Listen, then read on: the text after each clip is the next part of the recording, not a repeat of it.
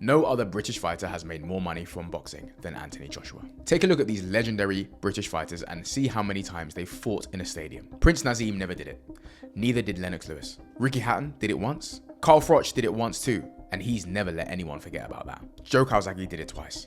Anthony Joshua's fight with Daniel Dubois will be his 4th fight at Wembley, and his 7th stadium fight overall. He's just 33 years old, and the fight with Dubois will be just his 32nd fight. The man is a machine.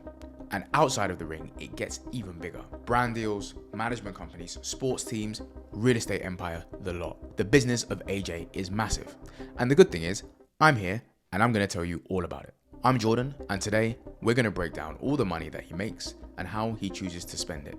But more importantly, how he chooses to invest it. The good thing is he makes a lot of money. So let's start there and break down his 3 most prominent revenue streams. The first being pay-per-view buys. Doing 1 million pay-per-view buys for any boxing fight is a pretty significant achievement. Some fighters never get to that level of success. It doesn't happen very often, and it's usually only reserved for very big fights. AJ has done this 8 times. Martin, Klitschko, Takam, Parker, Povetkin, Ruiz 2, Usyk 2. His pay-per-view numbers are wild, and they haven't really seemed to slow down as his career has progressed. The man is a massive draw. He not only gets people to watch at home, clearly, but he gets people to come outside and go and see him too. A stadium fight usually requires a big narrative and 2 very popular dance partners to drive a crowd of that size, like Froch Groves did famously a decade ago. I can hear your voice breaking. He's gonna cry. AJ is different. There truly was a time when he could have announced the fight against me and it would have sold out a 60,000 person stadium. I mean, in 2017, he announced a fight with Carlos Takam at the Principality in Wales, and he sold that thing out in seconds. It's scary. And as you can imagine, stadium fights are big business. More tickets, more concessions, more sponsorship opportunities. It's big business, and AJ is the stadium king. But he's also the Saudi king too. On June the 1st, 2019, Andy Ruiz beat Anthony Joshua in one of the most shocking results of a boxing match I've ever seen. It changed everything. Whilst that was a short-term derailment in his trajectory to conquer the US, the rematch began AJ's Saudi era, and that has proven to be extremely lucrative. With Skills Challenge initially, and now with Turki Al Sheikh, AJ has now fought in Saudi Arabia 4 times. Ruiz 2, Usyk 2, Otto Wallin, and Francis Ngannou. The site fees that the Saudi regime pay to host these fights are astronomical, and AJ has benefited from it more than anyone else. The man makes a packet load of money, and the revenue shown in his company accounts prove just that. I write a weekly newsletter, 1 article every week sent to your inbox on Mondays at 11 AM UK time about the business of sport. If you like content like this and you want it brought to you more frequently than these videos are, join the hundreds of subscribers by clicking the first link in the description below. Now, how much money is on AJ's company accounts? As you can imagine, Anthony Joshua has several businesses that he is a CEO of. One of them is called Sparta Promotions, and if you look at the company accounts, they are quite revealing. They show the revenue that Anthony Joshua makes from his fights and sponsorships every year since 2019. It also breaks it down to what he generates in the UK, in Europe, and outside of Europe. I've made this whole thing simple for you, and I've produced one table summing all of the numbers over the last 5 financial account filings. We have 2 columns here: fights, or bouts as they're put in the company accounts, and sponsors. Look at the money from the bouts. It's absolutely nuts. That's the PPVs, that's the stadiums, that's the Saudi fights. And the most recent filing is from 2023. There's a few other fights that aren't even filed yet, which probably will be even more next year. Sponsors is massive too. Earlier in 2024, AJ announced a renewal with Under Armour. A long-term renewal too. AJ has been a marquee athlete for Under Armour for several years now, and they just signed a pretty long-term extension. He also has deals with Beats by Dre, Lucozade, Jaguar Land Rover, Hugo Boss, and who can forget that famous advert with British Airways where Olivia Colman almost knocked him out. The man rigs it in with sponsors at a level that I've not seen before, and together with his fights, you can see the level of revenue that this man generates. That's a lot.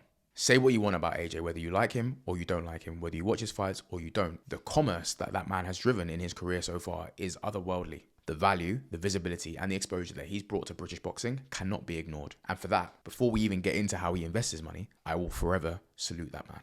His investments, though, are very shrewd. The first thing he loves is real estate. His real estate empire spans retail properties and commercial buildings too. It's quite impressive. AJ has 2 homes in North London, not too far from where he grew up, worth a reported £2 million each. He buys these properties through an investment vehicle called 258 Investments. That company has a website and it has an Instagram page where they detail the properties that they're buying. The business and the Instagram page are run by some of AJ's associates, and one of those posts was quite revealing a few years ago. They went into a building for a coffee and ended up becoming the leaseholder for the building. That building is not too far from Ali Pali in London, and is a commercial unit currently occupied by a massage parlor. On top of that, we can scale up now. He also owns 2 commercial properties in the middle of London. The first is on 73 New Bond Street, which is just off the famous Oxford Street in London. And the second is 12 to 16 Daring, which is not too far from London's very affluent Mayfair. Those 2 units were previously owned by Aviva, and AJ bought them both. The CBRE website is very revealing, and on here it says that AJ bought both of them for a reported £25 million. And CBRE currently says that those 2 buildings generate just under £800,000 in revenue from rent at the moment. Not a bad yield. The whopper here though is AJ's massive unit in Hertfordshire. The Sun reported early last year that AJ spent a whopping £30 million on Breakspear Park, the old headquarters for BP in Hemel Hempstead, just north of London. The plot of land sits on 301,000 square feet, and the 258 Investments Instagram page posted recently a video with a caption saying, "Occupier and owner of this massive, massive commercial plot." It's a monster of a unit with massive, massive building potential, and AJ, Anthony Joshua, the 2-time heavyweight champion, is the owner. What a haul. A lot of sizable, appreciating, cash-yielding units in his real estate empire, and it's showing no signs of slowing down. And that's a bit like his startup investments. A few years ago, Manchester-based company Pulseroll, think about a Manchester-born Therabody, announced AJ had become an investor in their business. They make massage guns and muscle recovery products, and AJ took part in an investment round. The amount he invested and how much they raised was not to be revealed, but they listed in a blog post that Anthony Joshua had become a strategic partner.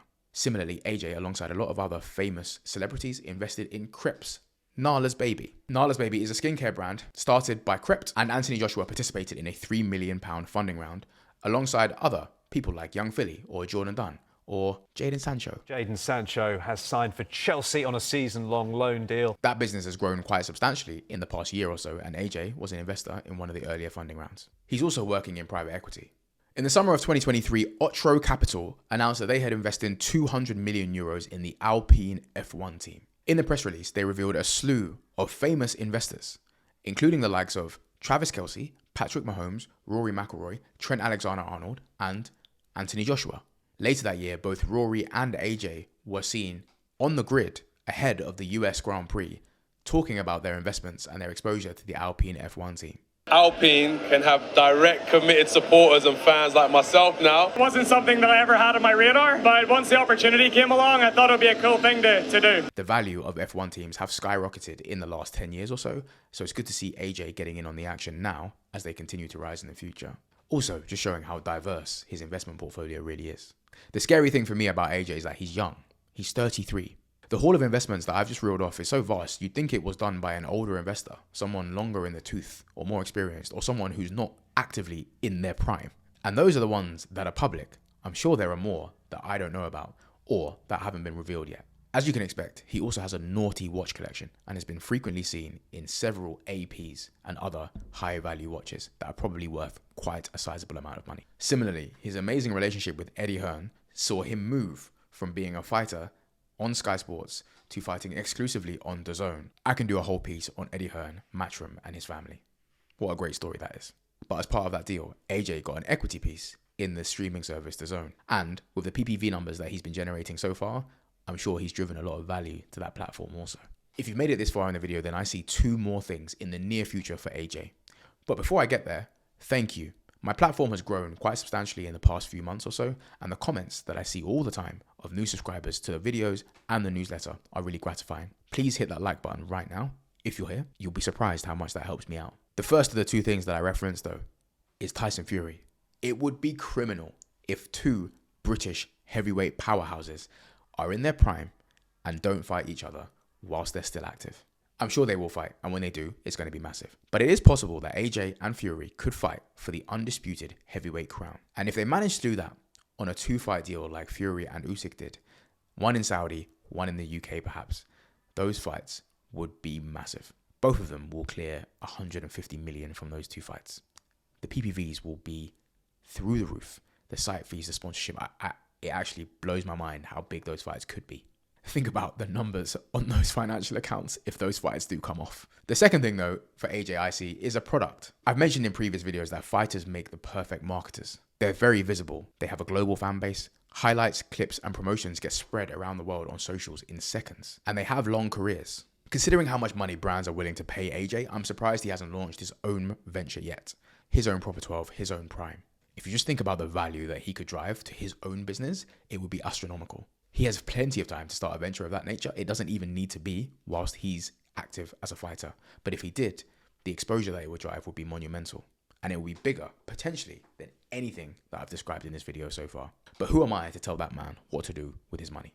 I have watched and paid for every single Anthony Joshua fight since he had Michael Sprott begging for mercy on the ropes back in 2014. He is a successful black man operating at the highest level, and he is extremely rich at a very young age. I have the utmost respect for him, and I am tuned in to every single move that he makes from here on in for the rest of his career and beyond. He is truly blazing a path for people behind him to follow in his footsteps. I'm Jordan. I've enjoyed putting this video together.